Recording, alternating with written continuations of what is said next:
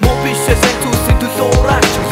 амжилтын эпизодад томш гэрч дэстэн тусан нас боцох гэдэг бодол хэлж хэлж намайг гэр бүлээд мөхөд минутаж босох амбер бомч хөт минь намайг замгаар бомч гэдэг харнаа зот хомч гэдэг чанар чиний амжилтын хамгийн том мод гэдэг гэдэг тэр мод бостын дээр гарах гэж мод гэдэг гэдэг эцэн одоо хайсан чулуу гэдэг чиний бас чиний амжилтын мод гомч юу бэ миний өдөрмөд боход босон гэр бүл түвэ чиний бас миний урд босон зүгний гэр бай чиний үлэхвдээ түгээрээ